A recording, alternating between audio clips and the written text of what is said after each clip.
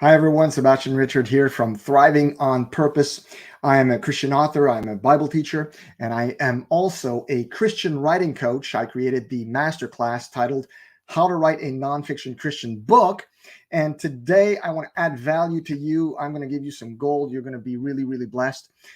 So, what do? Well, I help Christian leaders and ministers write the book that God put on their heart and finally get it out in the marketplace. So, today, what I'm going to be talking to you about is the 10 reasons your Christian book is not getting traction on Amazon. Some of you have already written a book. Some of you are in the process of writing a book. Some of you are just considering writing a book. But wherever you're at, this is really going to help you because this is you need to know information. It's need to know information. You need to know this if you're going to be successful in getting your book on Amazon, and not only getting it on Amazon, but getting it seen on Amazon, getting it sold on Amazon, and getting it more trending, getting traction.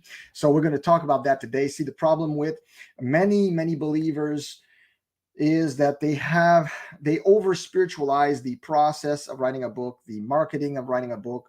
And I've been guilty of this also, so I know what I'm talking about.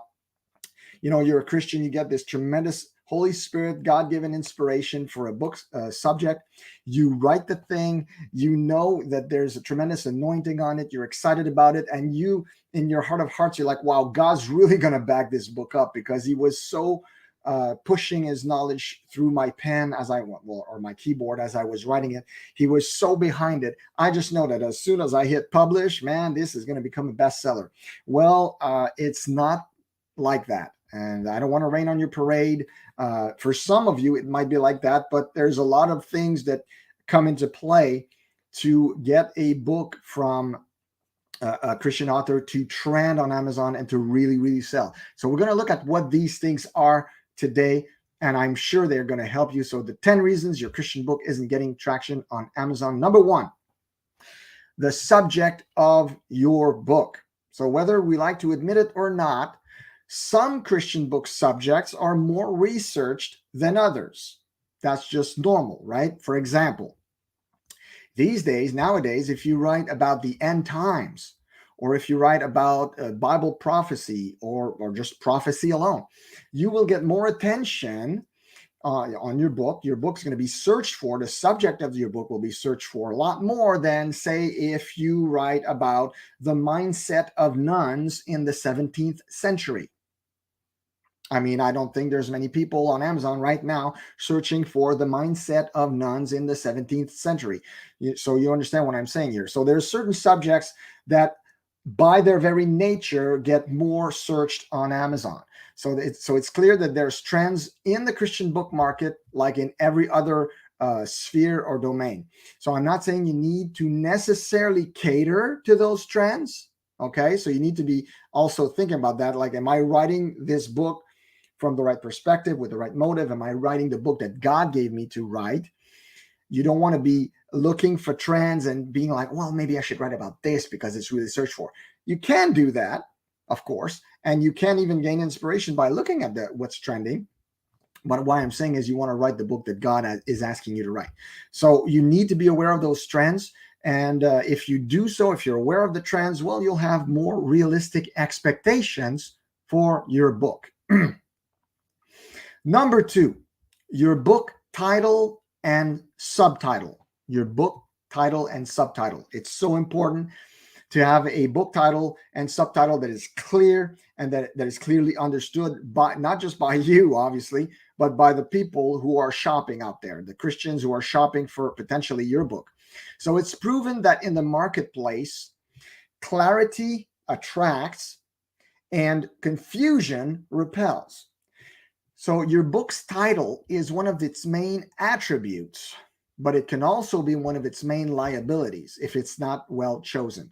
So it's good to have a clever title. I love clever titles personally, but you do not want to be so clever that nobody understands what your title means but you. So you want to make sure that your title is clever for sure, but you want to make sure that it's clever and cleverly understood. So I'm going to go down the list here of what a great title does contain or the attributes of a great title. So a great title is concise, so it's not too long. It is clear and expresses your big idea. So the theme of your book, it really expresses that well. It is original. You don't want to have a book title and not do your homework prior and realize afterwards that there's 3 other books on Amazon that have the same title as yours. It cleverly engages the reader's curiosity. So you want to pique the curiosity of the reader or shopper. It advertises the book's content clearly. It makes your book stand out in a big way. So that's something that will require some thinking on your part. It engages your audience with the right tone. And finally, it is memorable. I mean, some of the best titles out there, the books that really impacted us, usually they have memorable title. So also, I'm going to talk a little bit about the subtitle. I'm just going to give you some defining lines of what a great subtitle should have. So a great subtitle defines further what your book is about. In other words, it expands on the title. So that's what a subtitle is. It kind of like gives a bit more definition of what the title is actually saying. A great subtitle is like an elevator pitch for your book. An elevator pitch is when you basically give the crux of what it's all about. It can make your book stand out.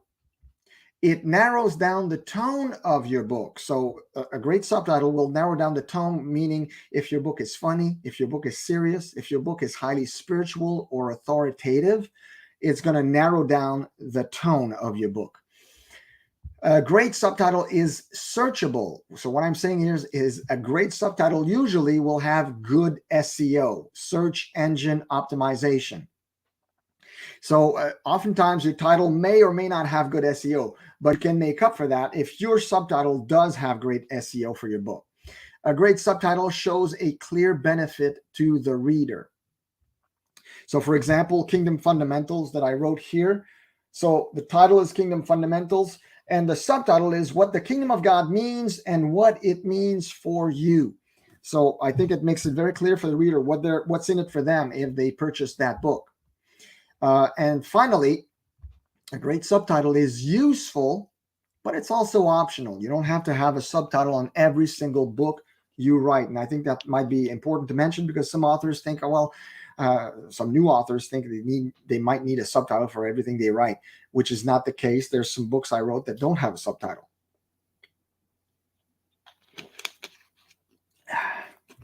Sorry about that. So it's perfectly fine if you don't have a subtitle as well. Number 3, the number 3 thing that will get your book traction on Amazon or may hinder its traction is your book cover. Your book cover. You've heard the saying, never judge a book by its cover. But the problem is everybody does. I mean, that's a sad reality of the world we live in. You may have super great content and life-changing content in your book, but if the cover sucks or if the cover is not engaging or if the cover looks too amateurish, I'm sorry, it's not going to work. The book's just not going to be trending on Amazon. It's not going to work. People are not going to buy it. They're not going to want it. Here's a quote by Eva Lancaster, who's an author and publishing expert. Here's what she had to say about a good cover design. She said, good cover design is not only about beauty, it's a visual sales pitch. It's your first contact with a potential reader. Your cover only has around 3 seconds to catch a browsing reader's attention. You want to stand out and make them pause and consider and read the book description or synopsis. Now, that's very good what she said there. So you want to make sure that your cover offers good visual stimuli or stimulation. Remember, 3 seconds is really, really fast. And we're all like that. When I buy a book on Amazon, I look at the covers. I click on the ones that attract my eye. Or I'll want to read more about them. It's only normal and natural. That's the way human beings are made. So 3 seconds it's not a big window. So you have to make sure your cover really stands out. So potential readers are very fast at sorting out the good from the bad, or what they judge is good from bad. So for this reason, you do not want something that looks homemade or amateurish or unprofessional. So you want a professional looking cover for your book.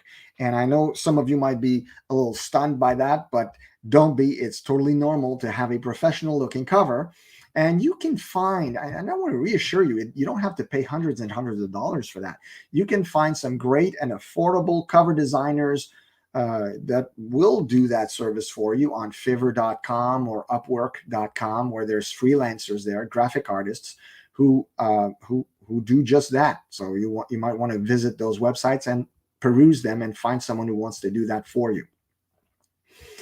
Number four, the fourth thing that may hinder or help your book get traction on Amazon, one or the other, depending on how it is done, is your book description.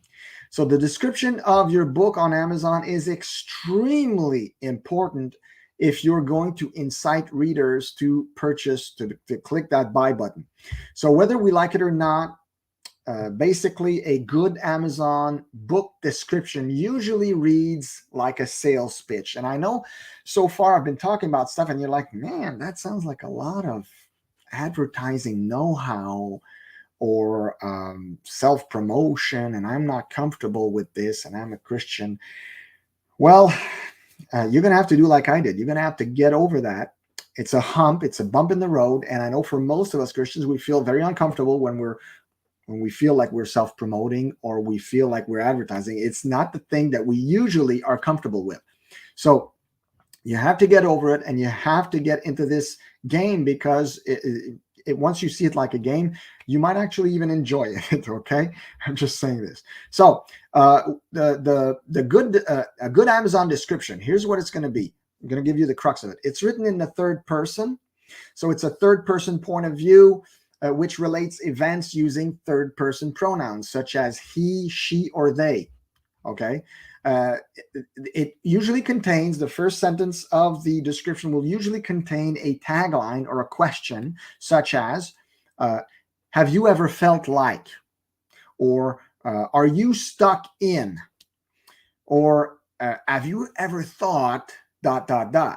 So these are pressing questions, and I like starting with questions when I write my book description, because it really gets the reader, the potential buyer, to think about his own situation.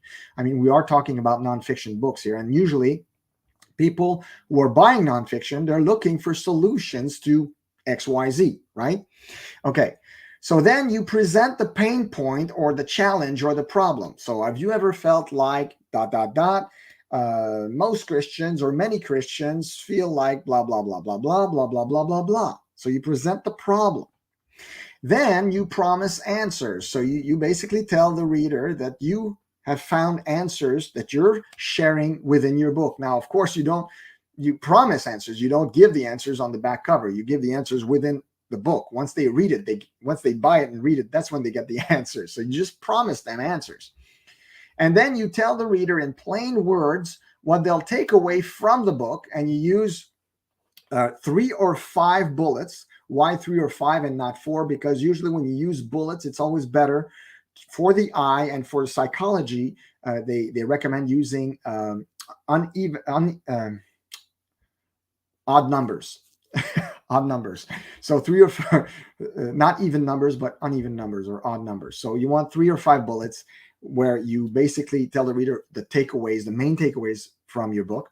And then you conclude with the biggest takeaway they'll get from the book, like a big picture kind of takeaway.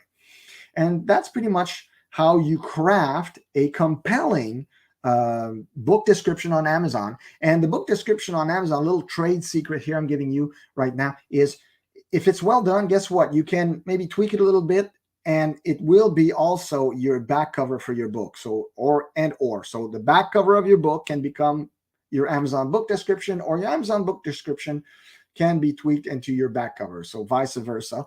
And what's fun with the Amazon book description is it can be much lengthier than a back cover, which is usually no more than 200 words. So you need to be mindful of that as you write those. Number 5, your categories and tags on Amazon. So, of course, if you decide to self-publish with Amazon, you will be required, as you upload the manuscript and the cover and you go through the KDP process to get your book published on Amazon, you're going to be asked to pick two main categories for your book. So the categories are basically, for example, Christian book, Baptist, I'm giving you an example here, and preaching. Christian book, Baptist, preaching. So it really narrows it down for the buyer, for the reader, when he searches for your book. And the tags, well, those are more like subject matters, the stuff that people type in the Amazon search bar when they're actually searching for a book to buy.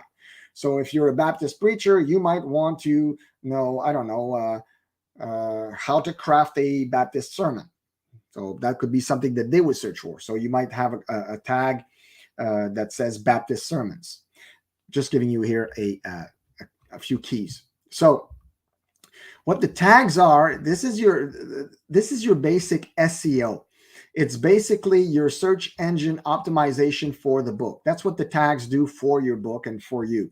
So there's the subtitle that does some SEO for you, and then there's the tags that does some SEO for you. So remember this, Amazon is the third largest search engine in the world, unless it has changed. It was third a couple of years ago. So it really, really does matter what you enter as tags for your book. So you have seven places when you can put tags. So 7 tags in total. You have to choose them very carefully. You have to do some research. I usually put up a good few hours to find some good tags and categories for my books once they're ready to go. So categories and tags cannot be rushed through because, like I said, they're so important. And here's the good news. Later, once your book is published and it's up and running and everybody can find it on Amazon, you can go to Amazon KDP support page where you can write to the Amazon KDP support, and you can add, I'm not supposed to tell you this, you can add 8 extra categories. So that's something that most people don't know, because they think that once you select those 2 categories, those 2 initial categories, it's over and done with. But I'm telling you, you can add all the way to 10 total categories for any given book. So that's something you want to know, and it really helps your book be found in more categories, and it's really useful. And it helps the reader, the potential buyer, to find your book in more places. Okay, number 6. Let's talk about number 6 now, of what may be preventing your book from getting traction on Amazon, is the size of your platform. Whether we like it or not, whether we acknowledge it or not, every single one of you has a platform. It may be a tiny platform. Maybe you're on Facebook and you have 5 friends, and maybe you don't have an email list. Maybe you're not on YouTube. Maybe you're nowhere else to be found. Maybe you don't have a website. So that would be an extremely small platform. Or maybe you are already a minister who has a lot of engagement, who is doing a lot of work and filming his sermons and putting them on YouTube. And maybe you already have 10,000 plus subscribers on YouTube. And maybe you have a Facebook page and a Facebook group, and maybe you're super active on social media. So obviously these 2 examples I'm giving you are extremes, but and you might be anywhere in between there, or you may be higher. I hope for you are. That'd be great. But the point is, the platform you have will determine how much engagement your book gets on Amazon. It's perfectly normal and natural, and you got to expect that. So the more people who know, like, and trust you, the more book sales this will generate. It is what it is, okay? And in turn, these people, the more reviews this will give you. So if you have a lot of people who like, know, and trust you, guess what? It's going to make for more book sales. And in the end, it's going to make for more Amazon reviews. And in turn, since if you get more Amazon reviews, this will help your book rank higher in the Amazon algorithm. So all this to say, platforms matter when you want to get your book seen, considered, and sold, okay? So like I mentioned, the person who already has 10,000 subscribers on YouTube will inevitably sell more books than someone who doesn't have any kind of influence on social media. It's normal, and it is what it is. So that it's a reality of the marketplace. So a sizable platform and a loyal base of followers will surely contribute to the success of your book. And so you have to kind of expect that. And I encourage you to work on your platform. If you are an author, if you want to be more than just a one book wonder, I encourage you to start working that social media platform, whatever platform you find you're comfortable on, whether it's Twitter or Facebook or TikTok or whatever. Start gaining engagement and adding value. The way you get engagement is by adding value regularly on those platforms, and build the platform, build the engagement with the people who engage with you, and so on and so forth. Number 7 of what will prevent traction for your book on Amazon is your book reviews or lack thereof. And what I mean by that is, when you get a book out on Amazon, you're hopeful that people are going to not only buy it, but leave a review if they really love the book. Obviously, you want those good, positive reviews to come in. So never underestimate the power of Amazon reviews. I am telling you this from experience. There is a consensus in the self-publishing industry that if you can get 25 positive reviews, and what do I mean by positive reviews? I mean, there's a 5-star system on Amazon. If you can get 4 stars and more, so either 4 stars or 5 stars, those are deemed positive reviews. If you can get 25 of those on your book in its first 2 weeks of its release on Amazon, this will help improve its ranking on Amazon significantly.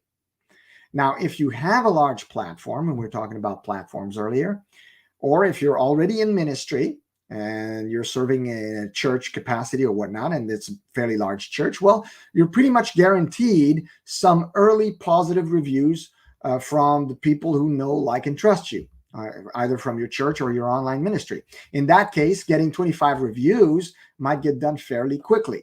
Now, what they don't tell you, what you're not told when you get into the book publishing game, is the amount of work you will need to put in to get those reviews if you do not have a big platform. And I specify, if you do not have a big platform. If you have a big platform, I'm just giving as an example, John MacArthur or T.D. Jakes, they don't have problems getting reviews on their books. As soon as they release a book, they get the book sales, and the reviews they just pour in. They don't need to ask anyone for reviews. But if you don't have a big platform, you're going to have to put in the work. You're going to have to basically ask for those reviews, okay? And keep in mind that although they are well-meaning, friends and family usually are kind of slow to deliver on reviews. So it's going to demand some patience on your part. So you will definitely need to be persistent and resilient in your requests for family and friend reviews. You may also want to consider book promotions on Amazon. Amazon has a section where you can advertise or promote the book. So this is really cool. You can do special offers on your Kindle, or there's giveaways you can do on platforms like Goodreads or other platforms that offer the service. So you can use those to generate more reviews. And keep in mind as well that these are not guaranteed. I remember I once did a book giveaway for Lead Like Superhero. I gave away 10 books total, and I had to pay, it was back in the day, over $130 of shipping to get those books out to the people. And I included in the book, when they opened the package, I included the paper that says, "Be kind, please leave a review on Amazon." And guess how many reviews I got from those 10 people who got the book for free in a contest on Goodreads? A big fat 0. Now, is it because I did something wrong? I don't know. But the point is, I was very intentional about getting those reviews, and in the end, it didn't pan out for me. So I didn't get reviews from those people. So sometimes it works, sometimes it doesn't. I know people who've done book promos have got great results getting reviews. So it depends on the person, I guess. Number 8. So now we're going to talk about advertising. So number 8, the thing that you need to know if you're going to get your book seen and sold on Amazon is you need advertising. So what may be hindering your book from getting traction on Amazon might be your lack of advertising. And this is something that's kind of not popular with most newbie authors.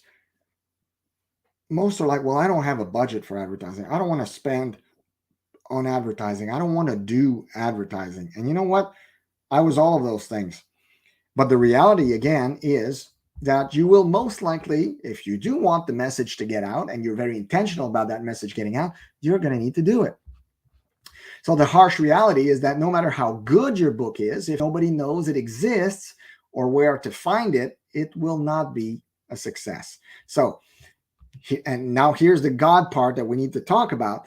Can God favor your book supernaturally?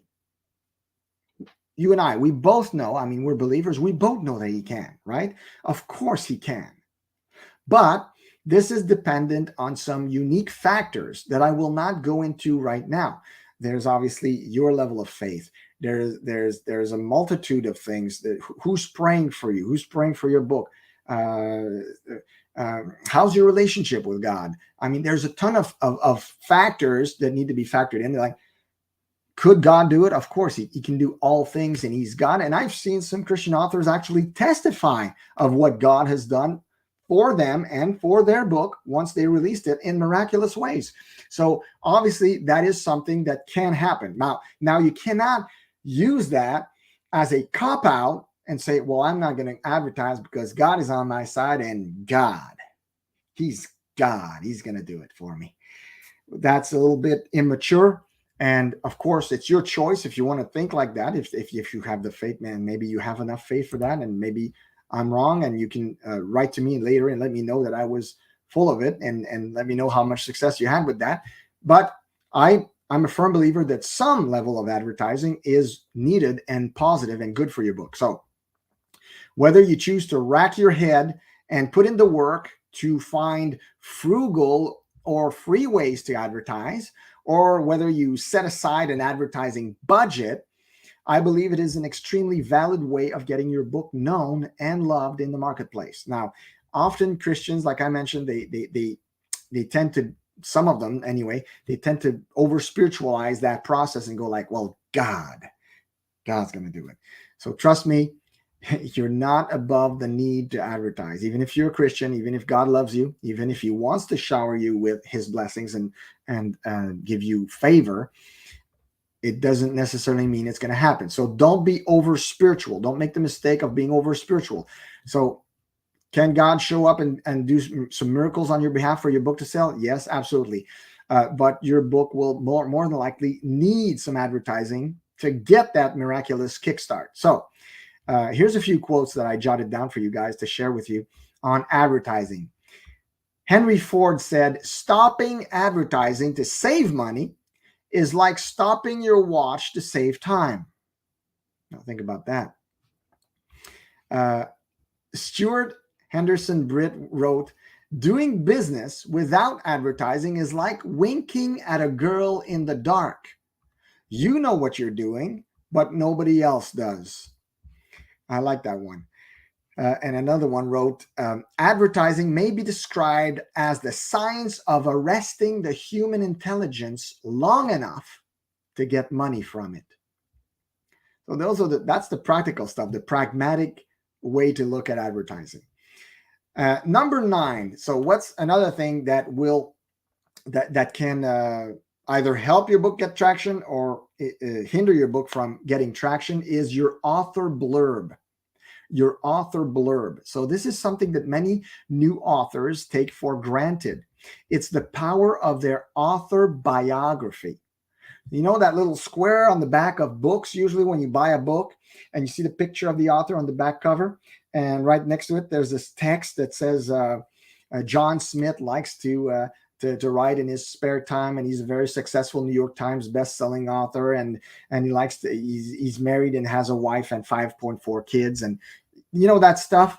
Well, that's your author blurb, and every author needs one, whether on the back cover or inside of the book or on Amazon, on your Amazon author page. You need an author blurb or bio.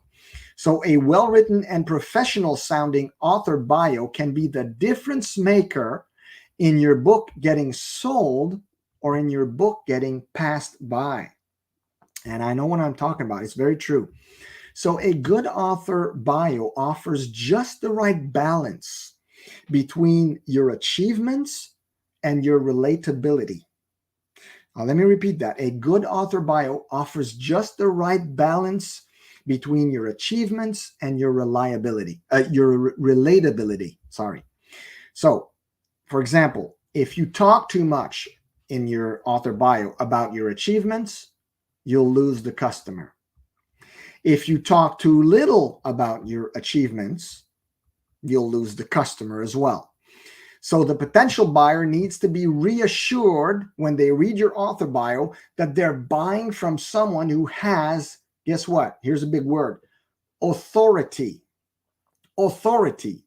And remember, we get the word author from the word authority, because an author, whether you recognize it or not, is someone who has authority in his niche, in the lane he's writing in, or he's actually saying to people, hey, I have authority, because we're talking about nonfiction writing here.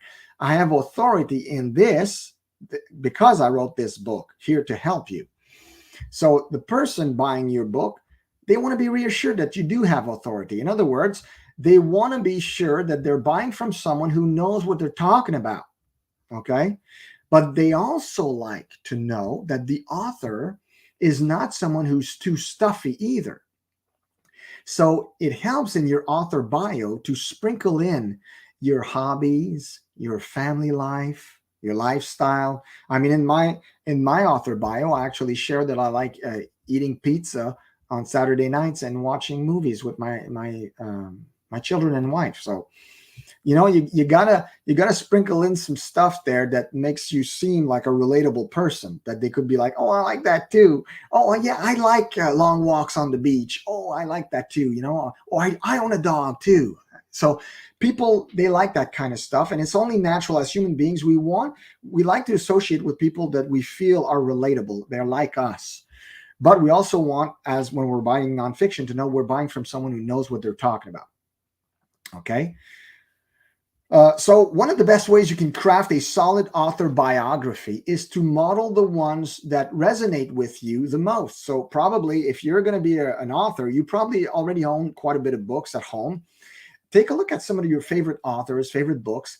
Look at the back cover or inside the book where their author bio is, and consider if it resonates with you. Consider if you like those bios, and take those as models for maybe where you want to go with yours. You know, that surely is going to help you craft one that is compelling for potential buyers. And also, if you're stumped, if you look at some biographies and you're like, I don't know what to do, I don't know what to write, I don't think I can write like that, I don't feel comfortable, whatever. Guess what? There are professional copywriters who specialize in author bios, and they offer their services on Fiverr or Upwork, those two platforms I mentioned earlier. So you can go and type that down, and you might find some people who would do it for you for, I don't know, under $50. You might get a good author biography written by someone who knows what he's doing. So you might want to consider that as well.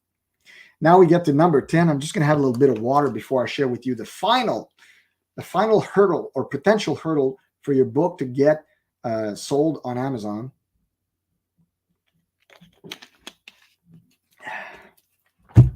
Okay, are you ready? Number 10 is your attitude. Your attitude. You know, a can-do attitude, a never say die attitude, a confidence in what God can do, but also confidence in what you can do. Because guess what? God has given you capacity. He's giving you all kinds of talents and capabilities. So you gotta have faith in this as well. Developing your leadership, being willing to learn the ropes of book self-publishing and advertising. All of these things are the fuel behind getting your Christian book seen and getting traction on Amazon and getting reviews on Amazon and sold. All those good things.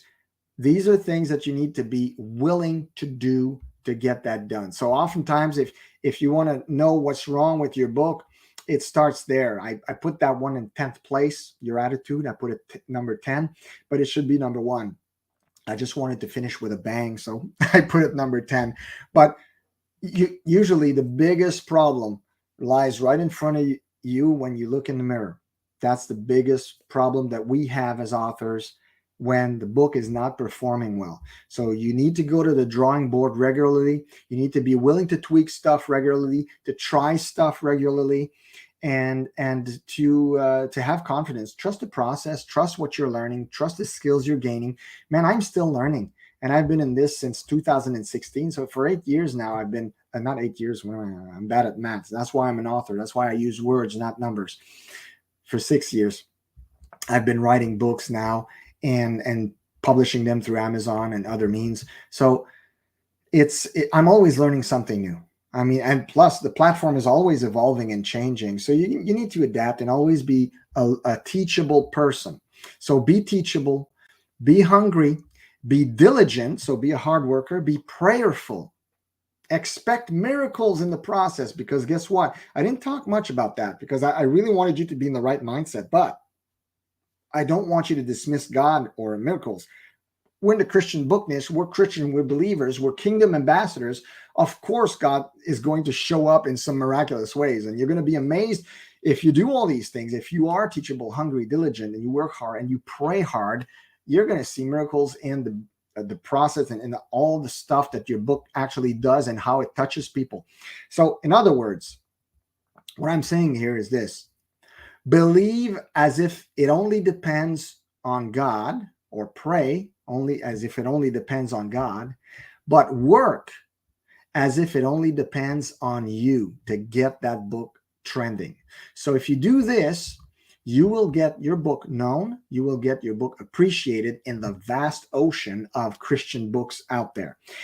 Now, if you would like to know more about the process of how to write a nonfiction Christian book, check out my 18-hour plus masterclass where I help Christian leaders and ministers like you write the book that God put on their hearts. I have a link that I'm going to share in the comments. So make sure you click on that link, because it's twofold.